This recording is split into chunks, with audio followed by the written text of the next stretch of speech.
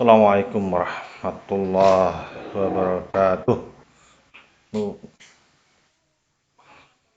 Oh, sekalian, untuk materi terakhir dari saya, mata kuliah ekonomi industri ini, pertemuan ketujuh ini adalah teori dan perilaku konsumen. Materi ini memang tidak langsung, jadi tidak interaktif langsung, tetapi dalam bentuk video, karena memang ada kesulitan teknis untuk secara langsung pada waktu itu minggu lalu. Jadi materi ujian untuk UTS adalah sampai materi ini. Insya Allah nanti kita dalam bentuk checkpoint, ya, pilihan ganda. Saya rencanakan di Google Classroom kalau tidak ada perubahan. Nanti kalau memang harus di LMS nanti saya beritahu lebih lanjut, ya. Tapi rencana Pak Jamal itu di Google Classroom. Teori dan perilaku konsumen. Apa pentingnya mempelajari itu dalam ekonomi industri? Iya, karena mau tidak mau aktivitas industri itu juga akan berhubungan langsung dengan bagaimana perilaku konsumen. Ya. Perilaku konsumen itu berhubungan dengan demand, dengan permintaan. Jadi dalam teori perilaku konsumen, bagaimana kita bisa merahkan produk-produk yang akan dipilih oleh konsumen sesuai dengan selera, keinginan, tingkat harga yang diinginkan oleh konsumen. Tentu tingkat harga itu akan menentukan akan disesuaikan dengan daya beli masyarakat. Daya beli konsumen sangat ditentukan oleh tingkat pendapatan, income per kapita. Jadi tingkat harga sama-sama produk, misalkan produk susu instan, ya, 1 kilo harganya kalau di Indonesia misalkan 100.000, ya. Kalau di Eropa kenapa misalkan menjadi 250.000? Wajar, karena di daya beli di Eropa jauh lebih tinggi daripada di Indonesia, ya. Dengan standar kualitas yang sama, dengan berat yang sama, tapi konversi harga jauh. Iya. Biasanya harga suatu komoditi itu disesuaikan dengan kewilayahan. Ya, kewilayahan. Baik itu memang karena income per kapita atau daya beli masyarakat yang berbeda, bisa juga karena ada tambahan biaya operasional di dalam pengiriman produk. Ya. Jadi bahan makanan di Wamena misalkan di Papua dengan jenis yang sama, kualitasnya sama, harganya bisa 2 kali lipat, 3 kali lipat. Kenapa demikian?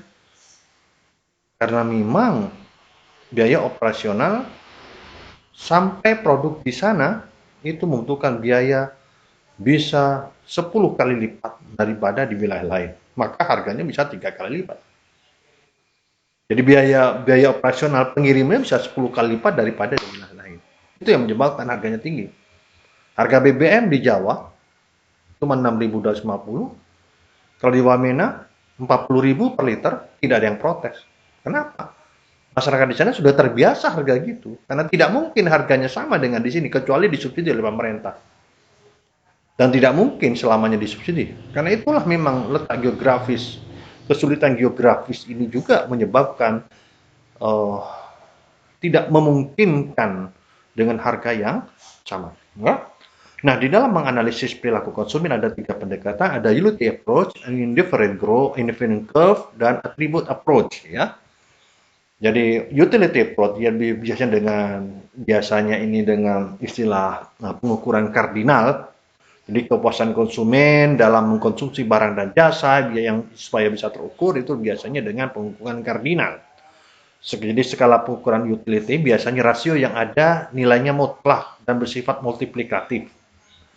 Umpamanya, bila kita minum secangkir kopi Starbucks Coffee atau cappuccino di Starbucks Coffee itu misalkan 9.000 util.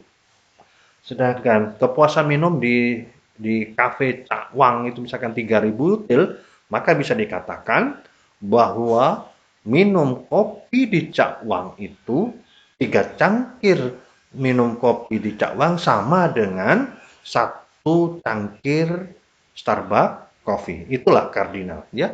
Multiplikatif. Paham maksudnya kan? Sama-sama satu cangkir. Anggaplah kualitasnya sama. Ya, paket yang biasa sama-sama misalkan ya. Espresso misalkan gitu, umpamanya. Walaupun tetap berbeda rasanya karena memang punya racian yang berbeda. Anggaplah begitu. Maka UT plusnya, maka kalau minum satu cangkir di Starbucks coffee sama dengan 3 util. 3 cangkir Starbucks. Karena harganya memang 3 kali lipat. Beberapa asumsi memang ya, dalam utilitas total itu biasanya kita akan mencoba untuk melihat bagaimana utilitas total itu sebagai suatu fungsi berapa jumlah barang yang dikonsumsi, barang atau jasa, X, Y, Z, dan seterusnya, tergantung ya. Maka tingkat kepuasan konsumen, maka kecenderungan juga pada tahap tertentu juga ada kepuasan juga. Ya, tingkat kepuasan konsumen juga pada taraf misalkan minum air segelas puas. Yang kedua, misalkan pertama skornya 100. Ya, yang kedua mungkin tinggal 60, yang ketiga tinggal 30. Kenapa? Ada penurunan utility. Kenapa? Sudah tidak mampu. Paham ya? Itu kalau dari kepuasan ya. Utility total begitu ya. Jadi dalam mengkonsumsi satu produk biasanya begitu ya. Kecuali dikonsumsi di lain waktu, lain ceritanya ya. Maka fungsi utilitas ini, jadi kalau digambarkan,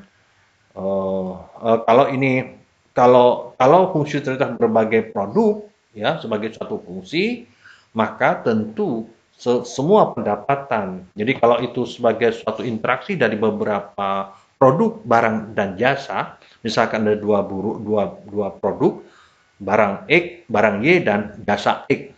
Tentu kepuasan konsumen itu disesuaikan juga dengan tingkat pendapatan. Bagaimana mengkombinasikan penggunaan masing-masing produk dan jasa tersebut, utamanya adalah kepuasan. Paham ya?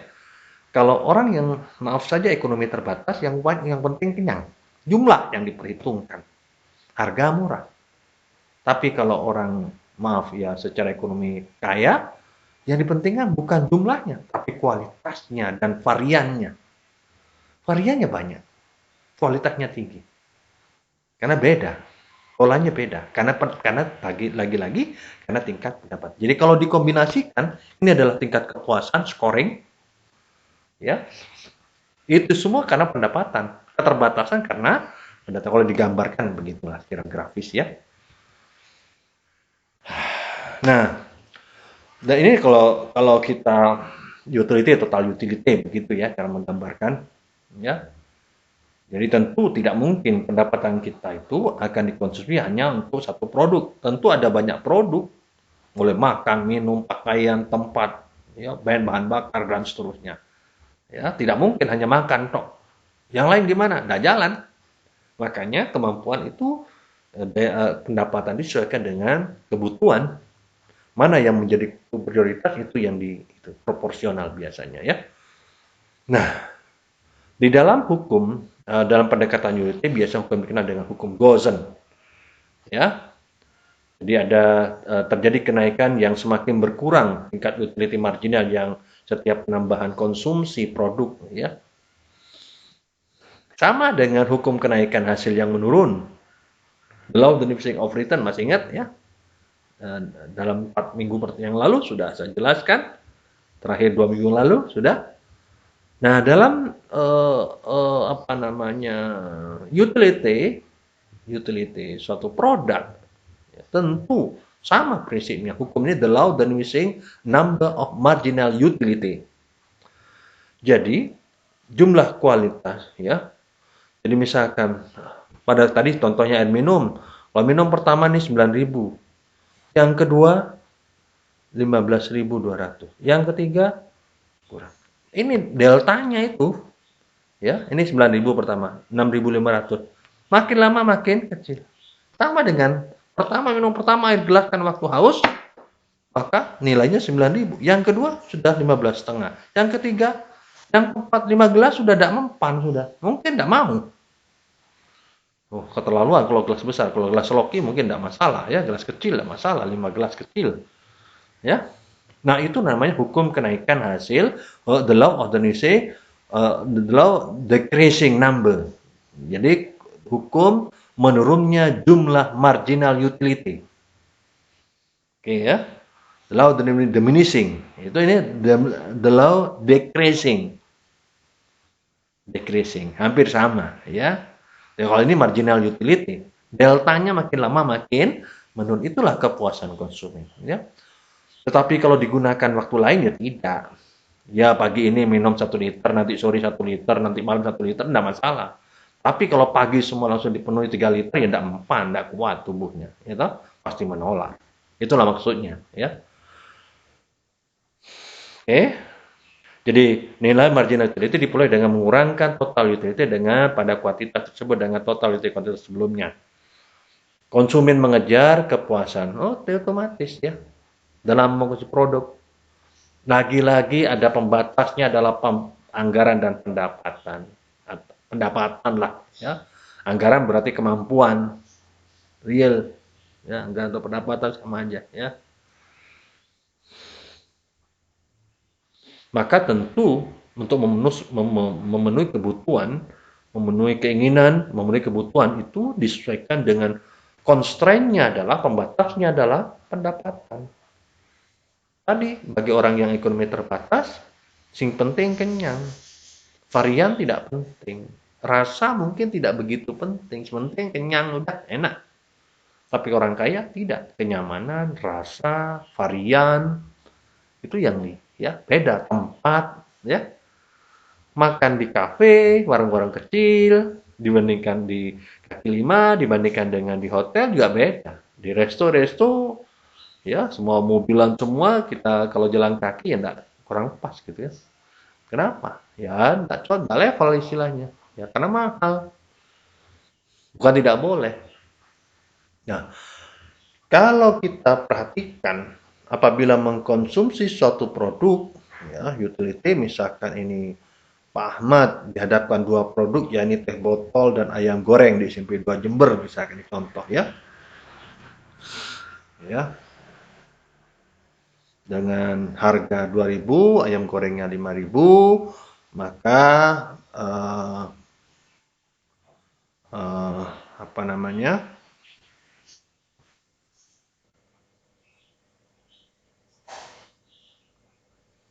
Baik, berikutnya. Jadi kita lihat ini utility suatu produk itu kalau kita perhatikan di sini akan dimaksimalkan bila proporsi marginal utility dan harga disimbangkan antara produk atau layanan yang akan dikonsumsi. Jadi kalau kita akan mengkonsumsi suatu produk X, Y, Z dan seterusnya, maka utility itu akan dicapai apabila ada keseimbangan antara mengkonsumsi produk X, produk E, produk Y, Z. Ya kalau hanya kita pikirkan hanya mengkonsumsi satu macam ya sudah tidak jadi masalah.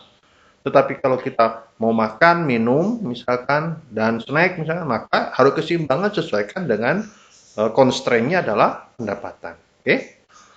Contoh di sini misalkan Pak Ahmad dihadapkan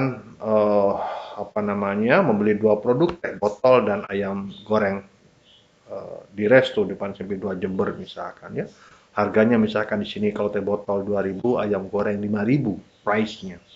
Maka apabila dia mengkonsumsi 1 botol, total utility-nya misalkan 9.000. Kalau 2 botol 15,5 dan seterusnya sampai 5 botol 12,5. Marginal utility-nya adalah delta ini. Maka yang pertama marginality-nya ini ada 9.000 pertama, ini selisihnya, ini kan marginal toh. Maka selisih ini 6,5, selisih ini 4.000, selisih ini adalah 2,5 dan seterusnya ya.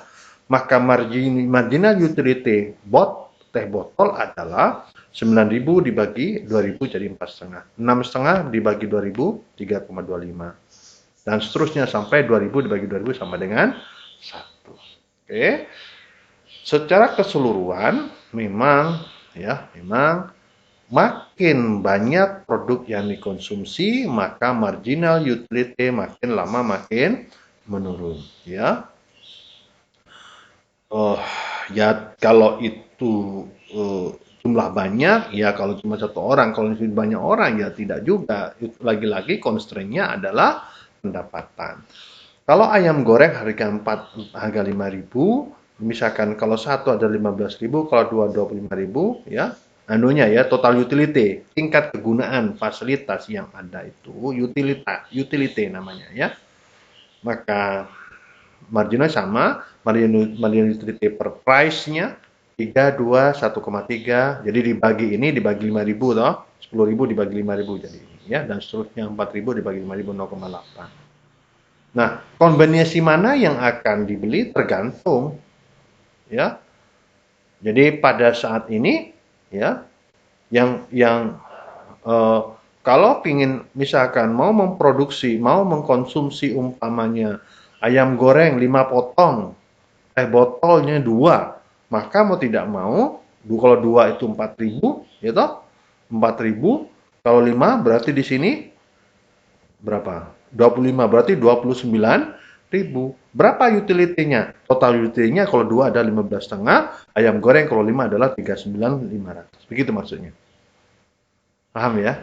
Jadi bedakan antara harga dengan utility. Total utility-nya ya. Nah, itu memang diberikan nilai masing-masing ya. Atau kombinasi yang lain yang sama juga ya. Jadi tadi antara jumlah teh botol dengan ayam goreng ini kombinasi lain, silahkan aja kita berkolaborasi toh.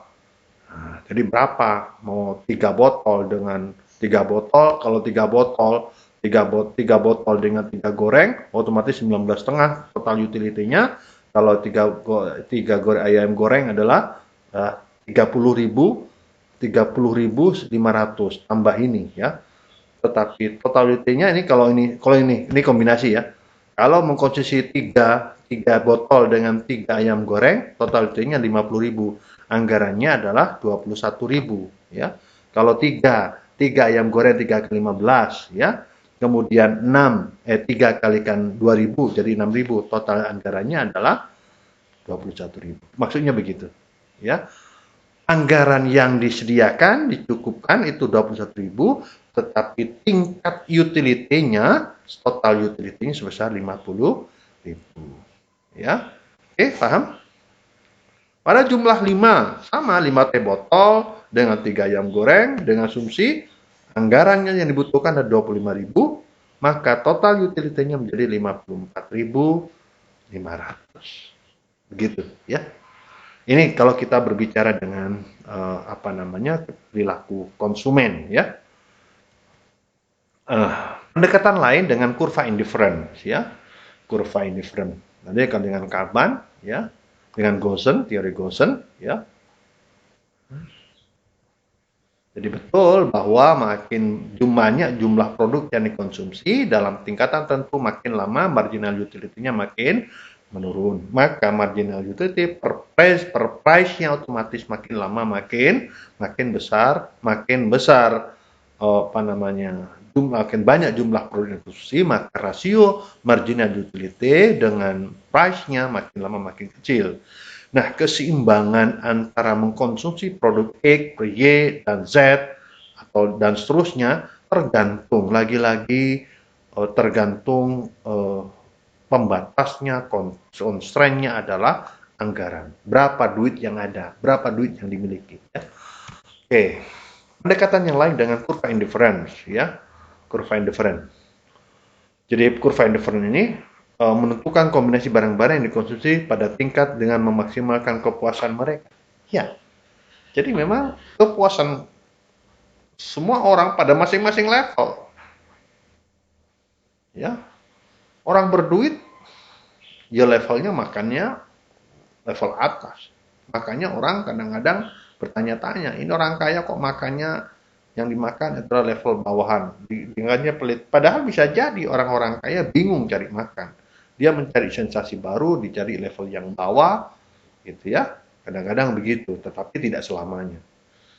Tapi kalau orang bawah, tadi saya katakan di awal, memang pola konsumsinya terbatas, variannya terbatas. Karena memang keterbatasan dana, ya, anggaran yang dia miliki, ya. Jadi kurva indifferent itu adalah kurva yang mencakup semua kombinasi produk-produk yang memberikan kepuasan yang sama. Nah, tentu itu akan berupaya kalau kita punya uang akan mengoptimalkan itu semua agar supaya tercukupi, gitu toh. Maka total utility sebagai fungsi kuantitas produk-produk yang dikonsumsi tadi sudah nih ya kan? Ya, jadi konsumsi berusaha mengejar kepuasan, ya. Kemudian konsumsi ingin mengkonsumsi lebih banyak barang karena konsumen tidak pernah merasa puas secara absolut, ya. Lain waktu dia beli lagi, beli lagi, beli lagi, dan seterusnya. Apalagi pengaruh promosi. Maka nilai utilitas dapat diukur dengan nilai ordinal. Artinya skala pengukuran utilitasnya secara ordinal. Ya, tadi kopi sudah kan ya. Jadi kalau tadi kardinal, sekarang ordinal ya, dengan different kardinal.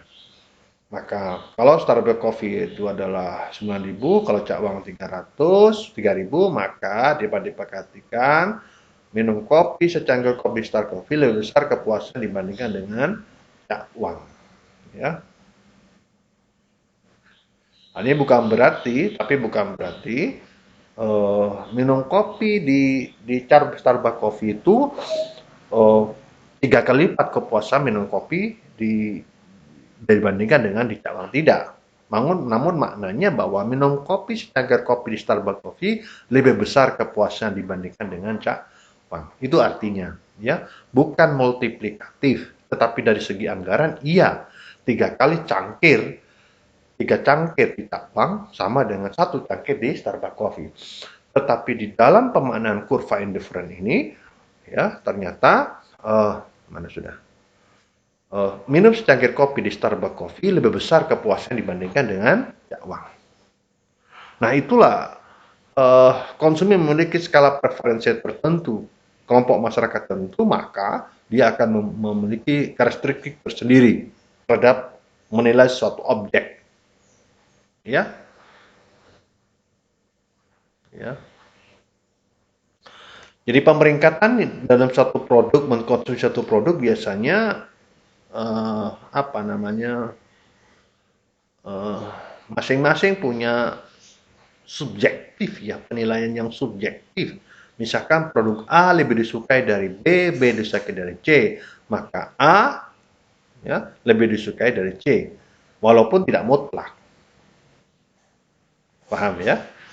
Itu skala preferensi, satu sistem yang menentukan produk-produk yang dikonsumsi. Ya. Kemudian dalam mengejar kepuasan, konsumen akan mengkonsumsi beberapa alternatif produk yang dapat saling menggantikan, atau dikenal dengan marginal rate of substitution, tingkat substitusi marginal, atau kuantitas suatu barang dapat disubstitusi dengan barang yang lain dengan tingkat kepuasan yang sama. Itulah. Baik sekalian, dalam mengejar kepuasan, konsumen akan mengkonsumsi beberapa alternatif produk yang dapat saling menggantikan satu yang lain. Jadi kalau misalkan kita umpamanya kita makan tahu gitu ya, tahu dada kita gantikan dengan tempe, ya, telur dada kita gantikan dengan daging. Waduh, mahal sekali, tapi kan, atau digantikan dengan ayam dengan pendapatan, ya kan, tergantung pendapatan kita. Yang pasti puas. Saya ingin makan misalkan protein yang tercukupi, daging mahal, beli ayam daging. Kalau ada daging misalkan 1 kilo 125, kalau ayam misalkan 25 1 kilo, atau 5, anggap 40.000 per kilo, maka 1 kilogram ayam dengan kambing jauh, dengan daging jauh, hampir 3 kali lipat, gitu, 3 kali lipat. Maka kebutuhan protein, kalau sama-sama 1 kilo tidak beda-beda amat sih, cuman memang cita rasanya beda, daging sapi dengan ayam. Apakah sama dengan tempe tahu? Sama-sama protein, tapi itu protein nabati, protein hewani. Lagi-lagi kepuasan itu dibatasi oleh pendapatan. Nah, Kepuasan itu bisa digantikan. Oke, kalau makan daging karena dagingnya mahal, harga kita beli seperempat, ayamnya beli 1 kilo. Hah?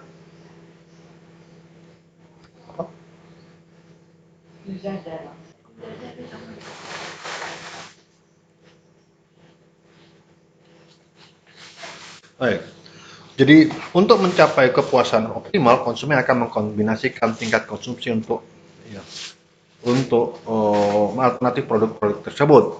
Jadi dikenal dengan marginal rate of substitution, tingkat substitusi marginal. Jadi bagaimana kuantitas suatu barang, misalkan barang A dapat disubstitusi, dapat digantikan untuk disubstitusi dengan satu unit barang B, misalkan dengan kepuasan yang sama, ya, dengan kepuasan yang sama, ya.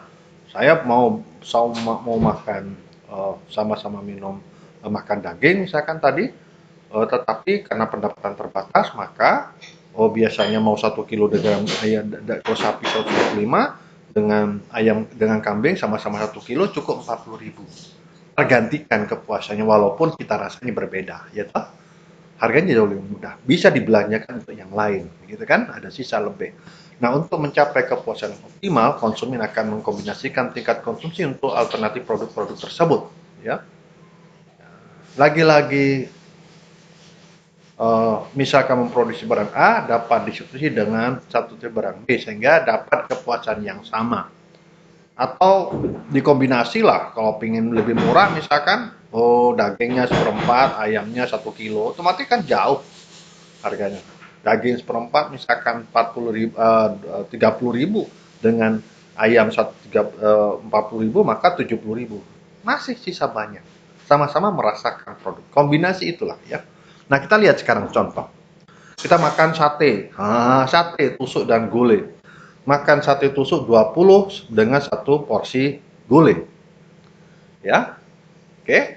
Kemudian kalau dinaikkan, sate gulainya 2 porsi, satenya dikurangi. Dan seterusnya.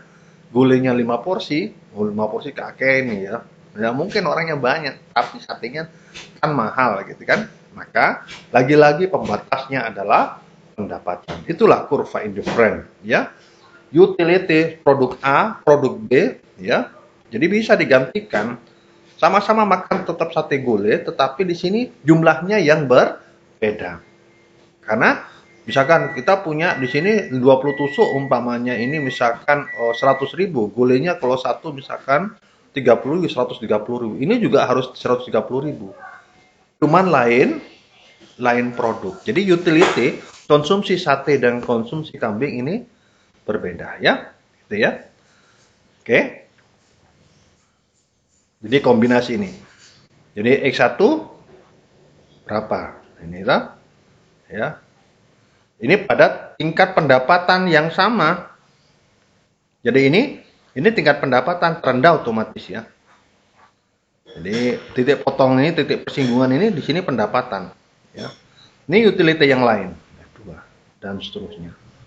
Ya, pada kombinasi beberapa pun ini terus begini. Sini ya. Kalau ini satu kambing porsi ini 20. Ya, kalau 5 ya. Kalau ini 5 porsi gulai di sini cukup 6 saja gitu ya, dan seterusnya. Kalau 10 porsi otomatis. Alhamdulillah deh, Bang. Oke, Ibu di mana lihatnya? Iya. Baik, kita lanjutkan. Jadi pada tahapan ini kombinasi penggunaan mengkonsumsi sate dan gulai. Pada tingkat pendapatan yang berbeda, misalkan pada utility FF2X ini kan beda lagi. Karena ini ada peningkatan pendapatan, ya. Peningkatan pendapatan, ya.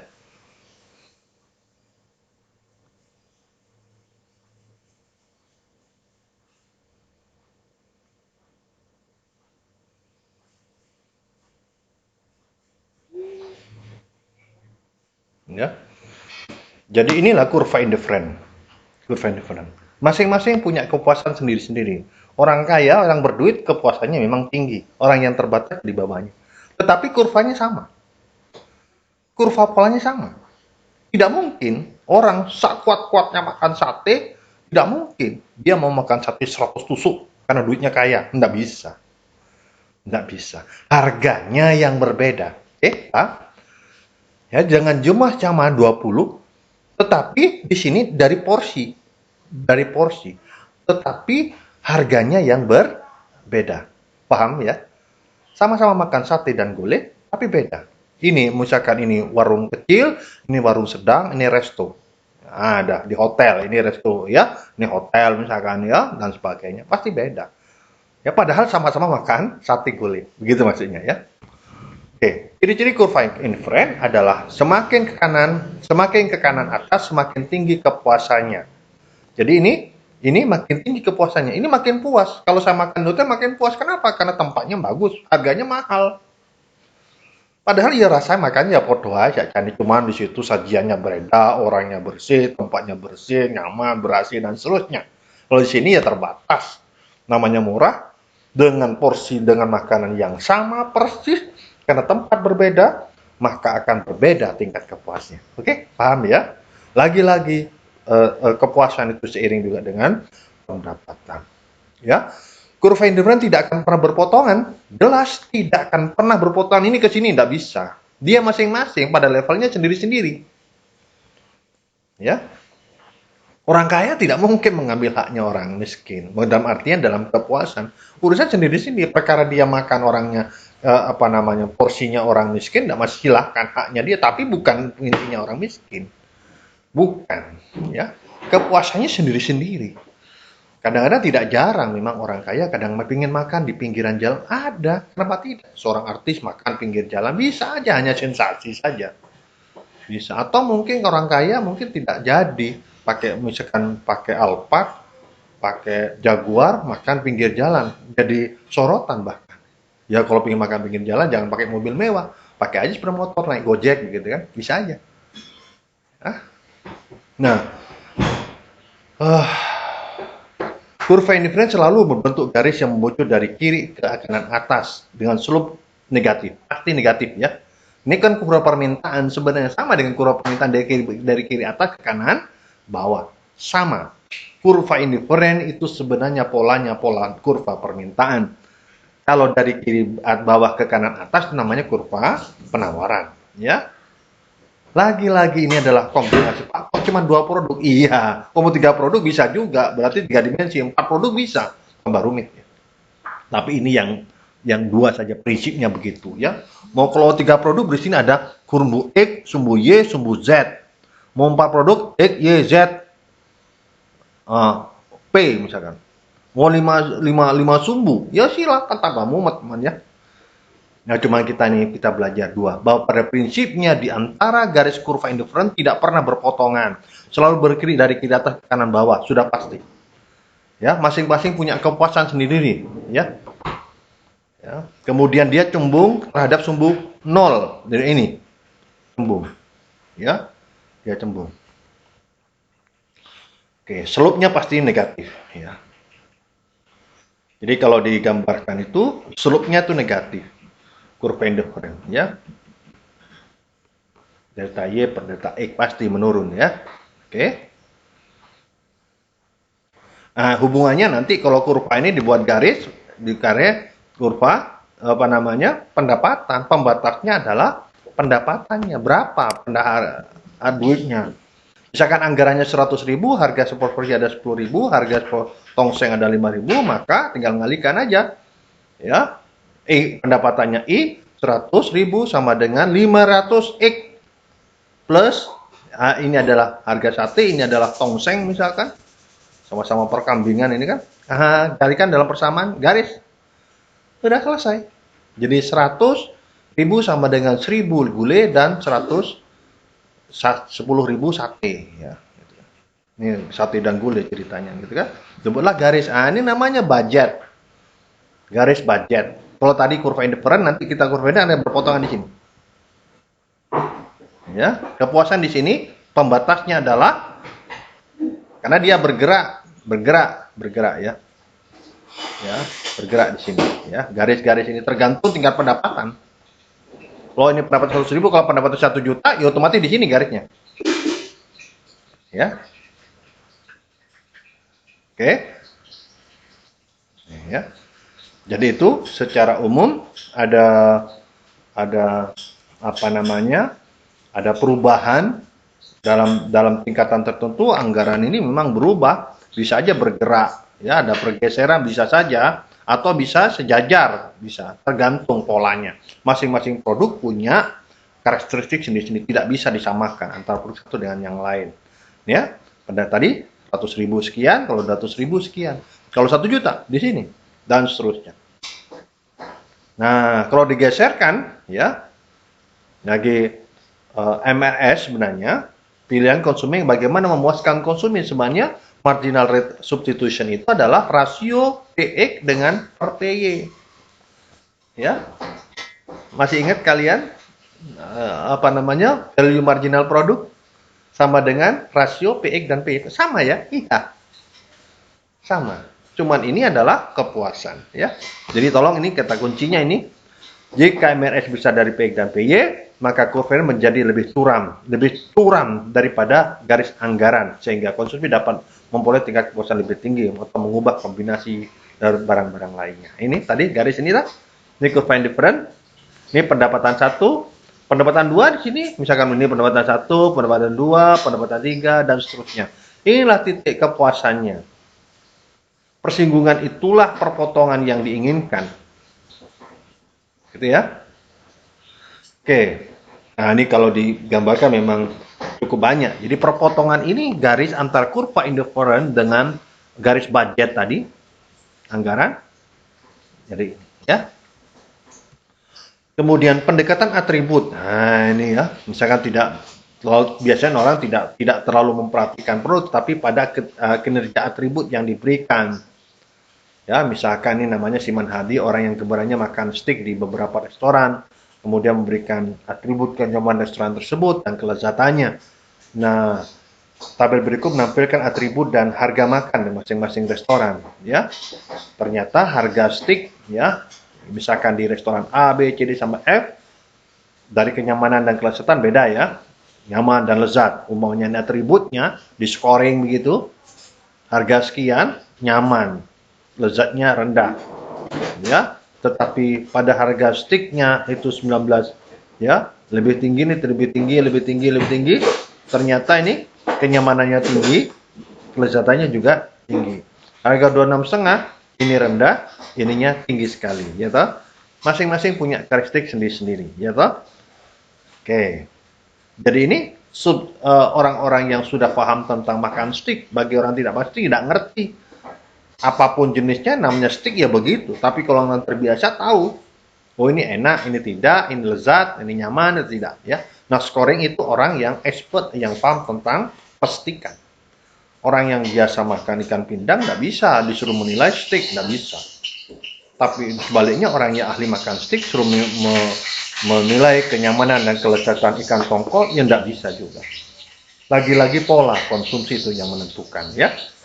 Nah, jadi ini, maka Siman Hadi ini mempunyai anggaran misalkan 100.000 untuk makan steak, maka nilai anggaran per harga porsi, ya, lagi-lagi itu daya belinya adalah 100 dibagi 22.000. Jadi kalau di ini kan daya belinya, berarti kalau 100 berarti dibagi 22.000, itu namanya daya beli.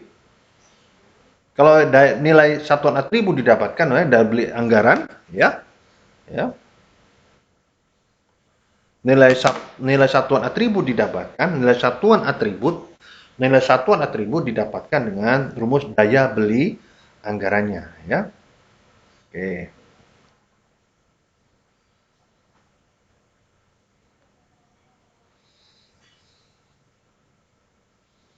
Tadi ya. Jadi kalau daya beli anggarannya 100, maka kalau ini 100 dibagi 22,5 toh, harga toh 4,4,5. Kalau harga 25 berarti 100 dibagi 25. 100 dibagi 27,5. Oke? Kemudian ini atribut kan? Anggaplah skornya. Bagaimana cara menghitungnya? Nah, cara menghitungnya ini 89 kalikan ini. 22 kalikan ini, jadilah ini. Ya, semua dikalikan. 10 kalikan 5,5 jadi ini. 77 kalikan 5 ini jadi ini. Ya. Kemudian, nilai-nilai satuan atribut makan di 6 restoran tersebut dapat kita ekstrapolasi ke dalam gambar ABCD, ya. Demikian. Ya. Jadi nilai satuan atribut, ya. Daya beli nilai satuan atribut nyaman dan lezat masing-masing toh. Ini adalah resto A, resto B, resto A. Misalkan ini adalah 356 dan 97,8. Ya. 396 97,8. Ya. Ada di sininya. B, C, E, F. F adalah 50,63 dengan 389. Sini ya. 389 anggaplah 400 dengan 50. Begitu ya. Inilah batas efisiensi namanya. Ini batas efisiensi. Kurva ini menunjukkan kontribusi masing-masing atribut ya. Ya. Jadi kalau dihubungkan dengan kurva indifferent, maka disitulah batas-batas ya kepuasan. Ya. Jadi memang jadi kepuasan maksimal itu berdasarkan atribut-atribut yang diukur. Kalau tadi adalah kenyamanan kelezatan, pembatasnya itu adalah ini atributnya. Ini adalah kurva indifferent tadi. Titik singgung inilah yang titik yang maksimum, tingkat kepuasan maksimum. Misalkan kurva indifferent curve ternyata cocok ini, ciman ini tingkat kepuasannya ada di restoran D, begitu ya. Berarti di restoran D ini daya belinya 97 sama-sama tingkat 100 misalkan gitu. Ternyata tingkat kenyamanannya adalah 215, tingkat atribut nilainya adalah 339. Oke, mungkin itu sementara yang dapat saya sampaikan hari ini. Silahkan kalian pelajari, diamati dari tulisan ini, kemudian video silahkan kalian dengarkan saja, perhatikan kira-kira apa yang belum kalian pahami. Nanti kalau kesulitan silahkan kontak saya. Terima kasih. Assalamualaikum warahmatullahi wabarakatuh.